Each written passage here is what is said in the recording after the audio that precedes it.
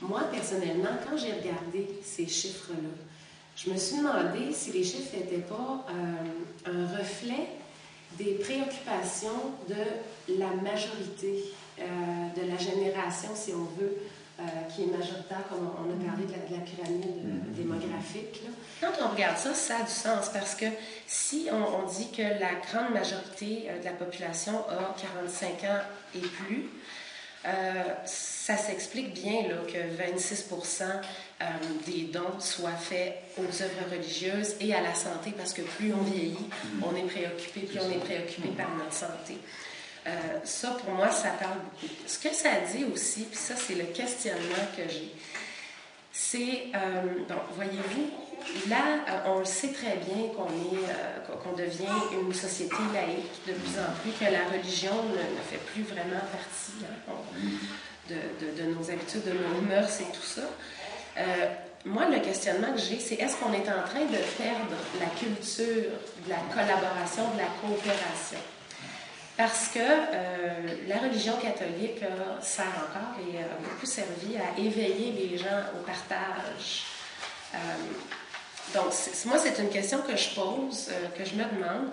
Heureusement, il y a des belles initiatives qui se font dans les milieux scolaires. Présentement, je pense à Paramundo, au collège, à la Pocatière, à des échanges avec le Nicaragua pour la Maison des jeunes ici, où c'est des occasions de s'éveiller justement à l'importance de partager. Mais à part ça, est-ce que vous ne trouvez pas qu'on est dans une société hyper individualiste?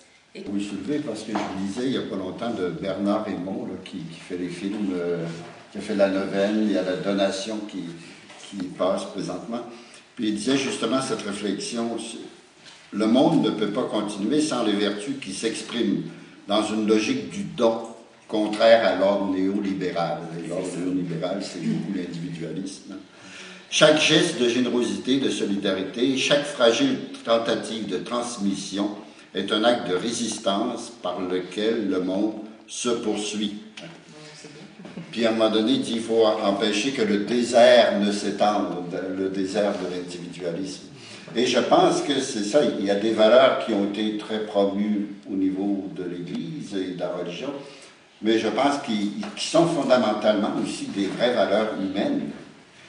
Et c'est la préoccupation que je sens chez un homme comme Bernard Hémon. Je pense que c'est ça qu'il va falloir aussi comme prise de conscience dans notre société. C'est-à-dire, si on pense que c'est l'État qui va tout régler par des lois, puis par des taxes ou des impôts, on se trompe. Il y aura toujours place pour qu'une société soit vraiment une société humaine et fraternelle. Il y aura toujours place pour du don, de la générosité, du don qui sera matériel, puis du don aussi en temps. C'est là toute l'importance aussi que prendra le bénévolat et que prend le bénévolat dans notre société.